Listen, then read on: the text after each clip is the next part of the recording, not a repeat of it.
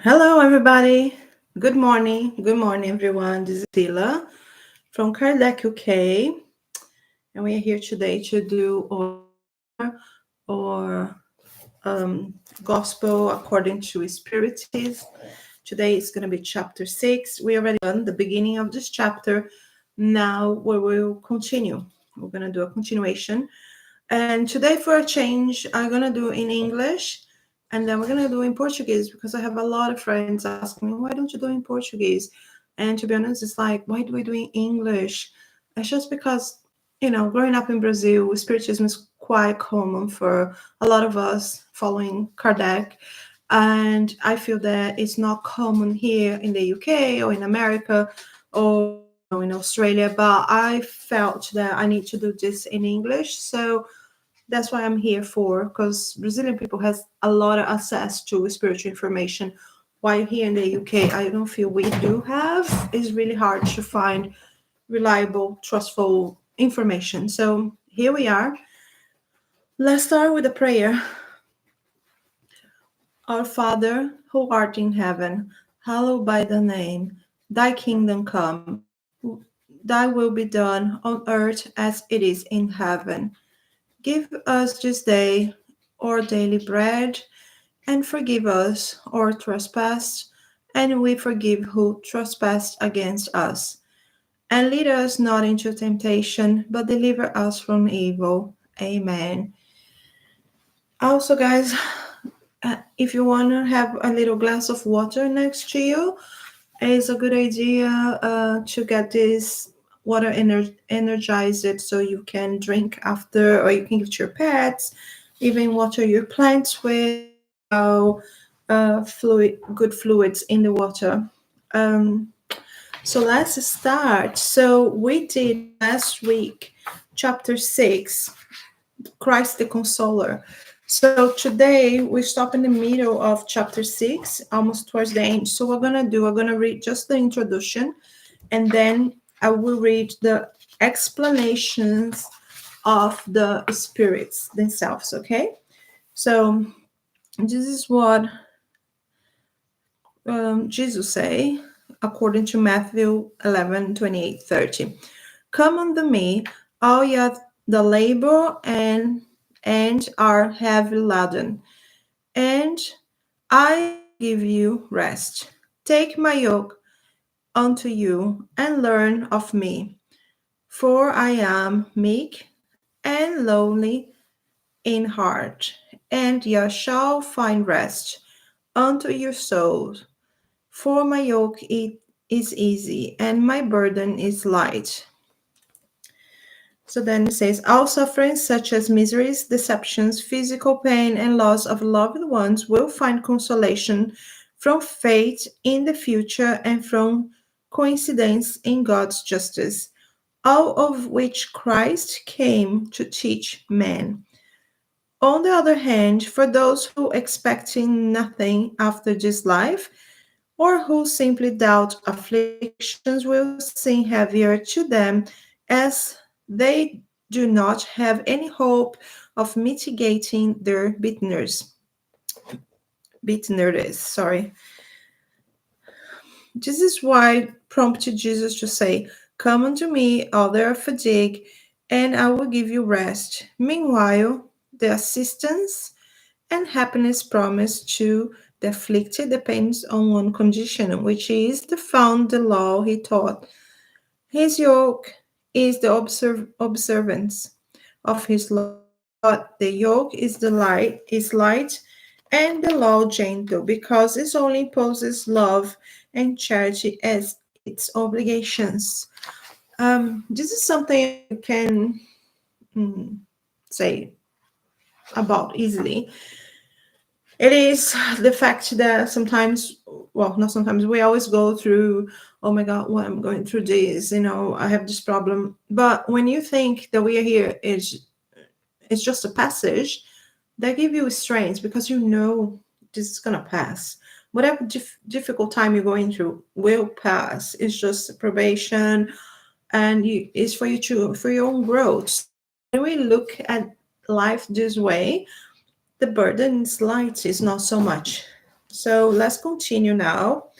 And I'm going to go in my book, page 79, what the spirits are, they have to say about them.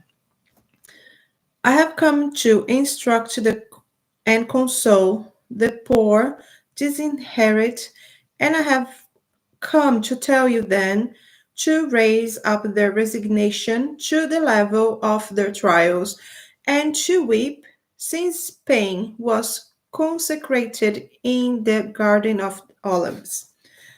But wait with patience, for the consoling angels will also come to them and dry their tears. Workers, plan your path.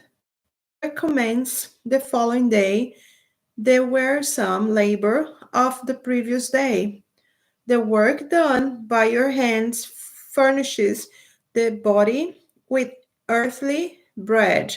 However, your souls are not forgotten.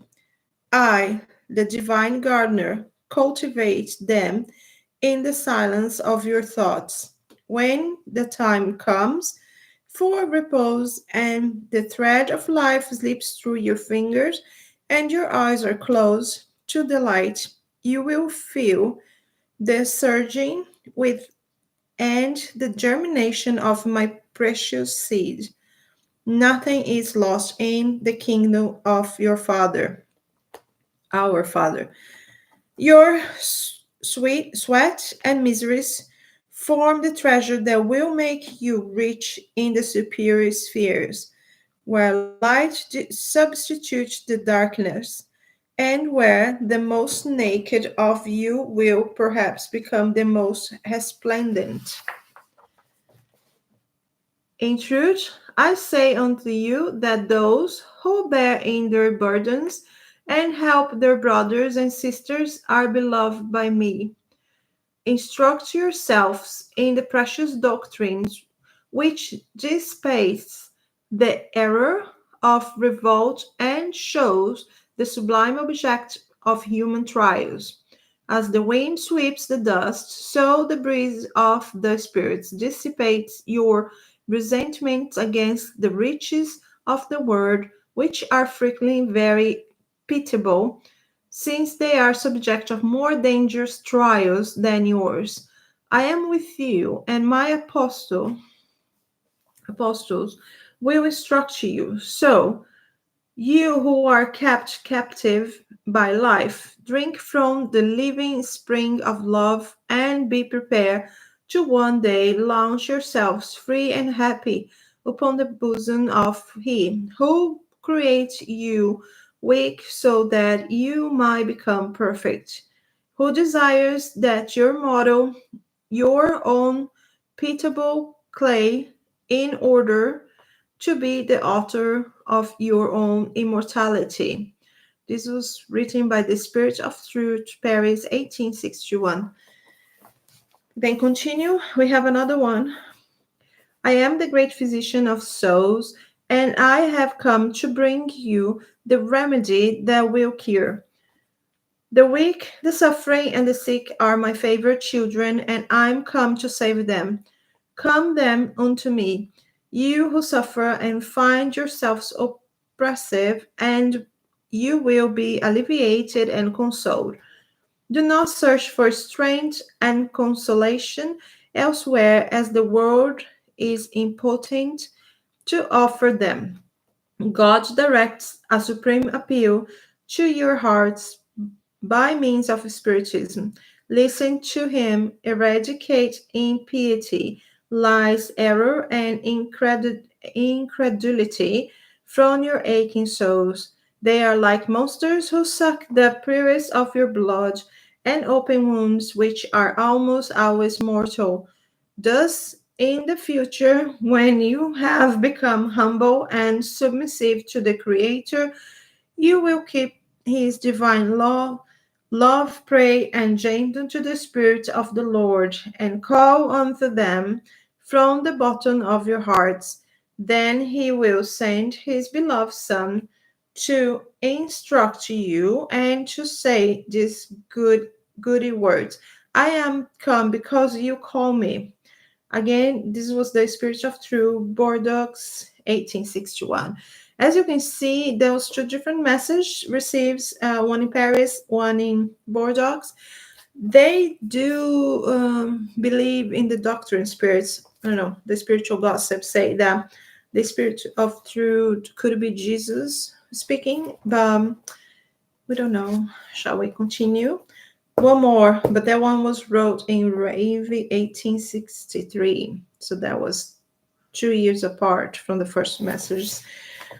Good consoles the humble and gives strength to the afflicted when they ask. His might covers the earth, and in every place, with each tear shed, he places a consoling remedy. Abnegation and resignation are a continuous prayer and contain profound teaching. Human wisdom resides in these two words.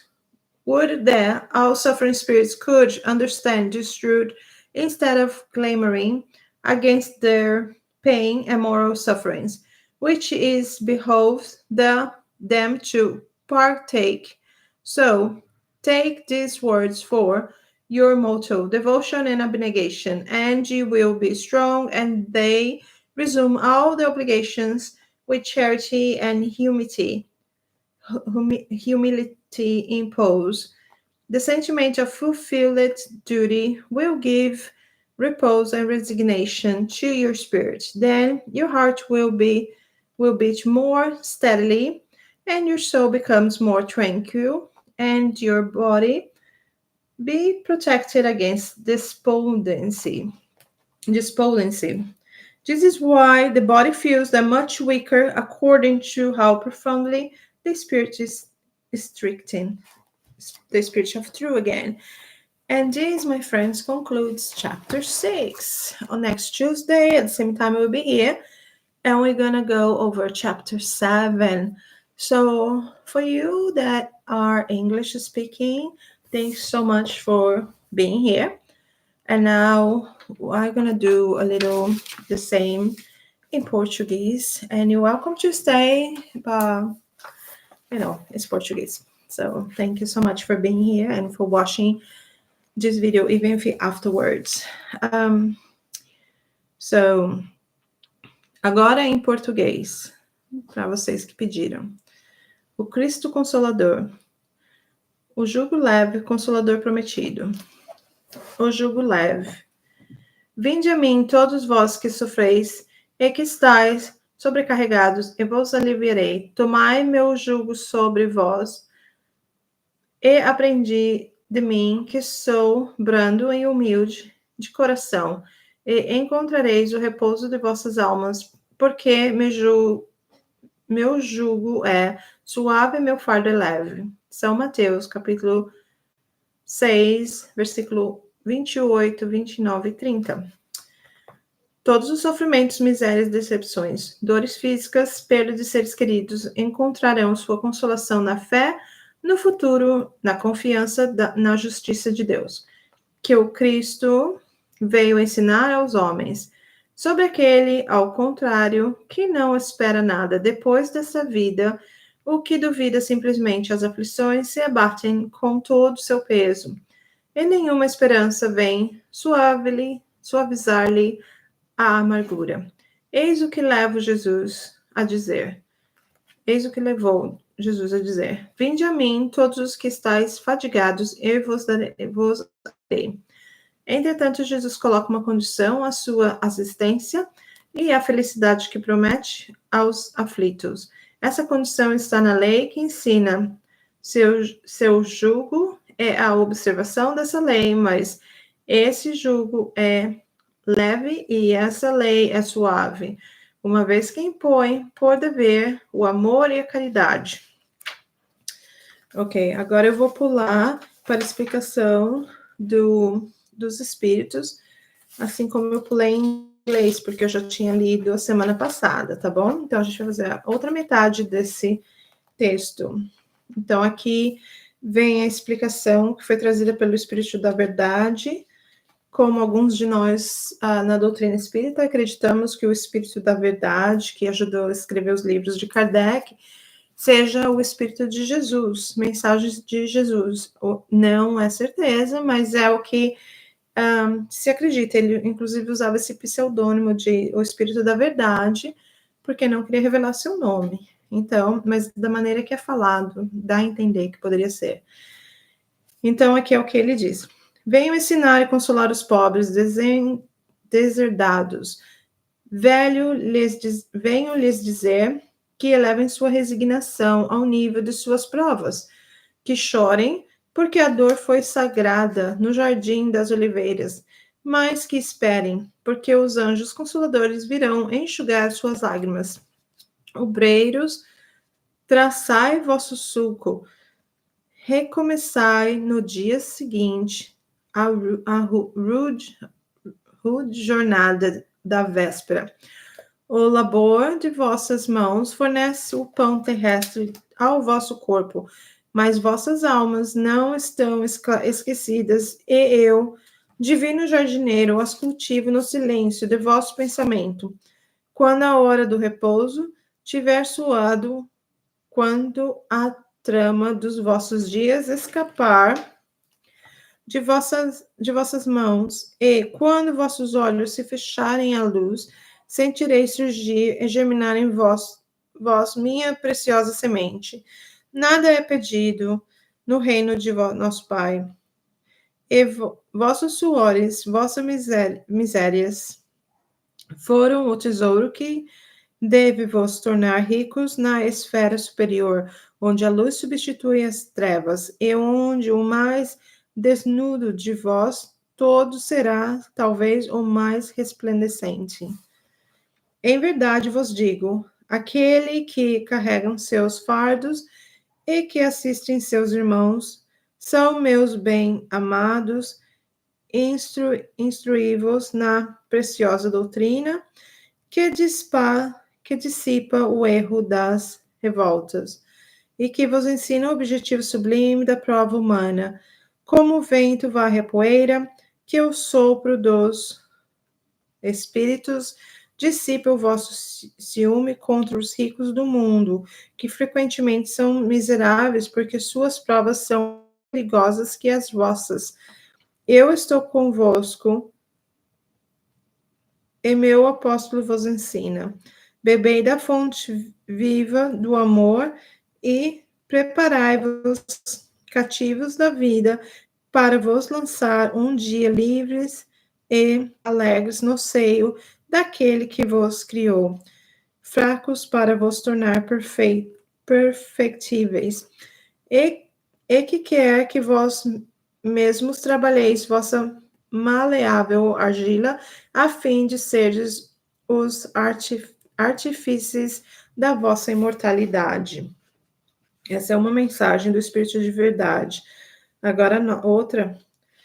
Sou o grande médico das almas e venho vos trazer o remédio que deverá curá-los. Os fracos e os sofredores e os doentes são meus filhos prediletos e venho salvá-los. Vinde, pois, a mim, todos vós que sofreis e que estáis sobrecarregados, e sereis aliviados e consolados. Não procureis alures, a força e a consolação, porque o mundo não nos pode dar.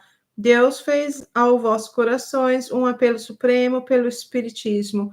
Escutai-o, que a impede a mentira, o erro, a incredulidade, sejam extirpados de vossas almas doloridas. São esses os monstros que se saciam do vosso sangue mais puro e que vos ferem quase sempre mortalmente, que no futuro, humildes e submissos ao Criador, pratiqueis a sua divina lei, amai e orai, sede dóceis ao Espírito do Senhor, e invocai-o do fundo do coração, e então ele vos enviará seu Filho bem-amado para vos instruir e vos dizer estas boas palavras. Eis-me, aqui venho a vós porque me chamastes. O Espírito da Verdade. Bordeaux, 1861. E agora uma última mensagem para concluir o capítulo 6. Deus consola os humildes e dará força aos aflitos que lhe pedem, seu poder. Desculpa, gente. Seu poder cobre a terra e por toda parte, ao lado de lágrimas, coloca um bálsamo que consola. O devotamento e a abnegação são sua prece contínua e encerra um ensinamento profundo. A sabedoria humana reside nessas duas palavras. Possam todos os espíritos sofredores compreender essa verdade ao invés de reclamar contra as dores ou sofrimentos que são nesse mundo o vosso quinhão. Tomai, pois, por divisa estas duas palavras, devotamento e abnegação, e sereis fortes, porque elas resumem todos os deveres que vos impõem a caridade e a humildade.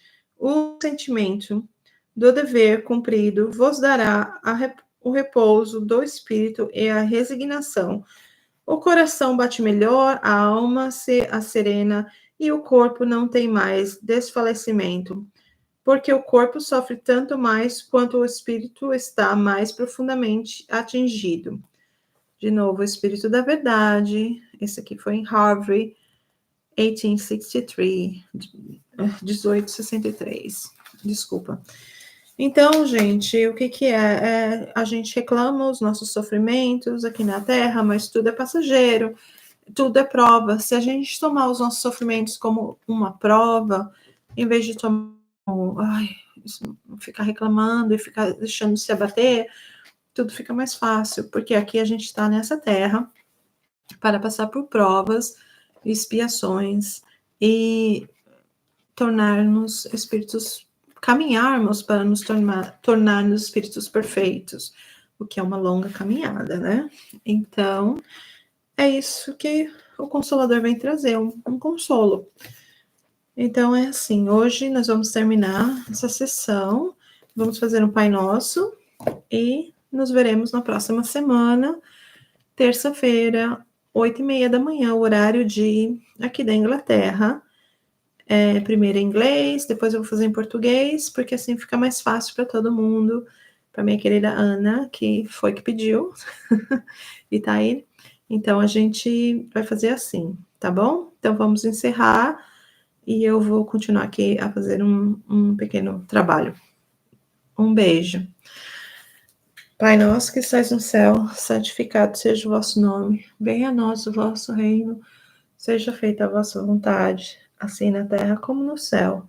Pão nosso de cada dia nos dai hoje. Perdoai as nossas ofensas, assim como nós perdoamos a quem nos tem ofendido. E não nos deixei cair em tentação, mas livrai-nos do mal, de todo mal, do corpo e da alma. Amém. Obrigada a todos. Ana, vou terminar para fazer aquilo que a gente conversou. Um beijo.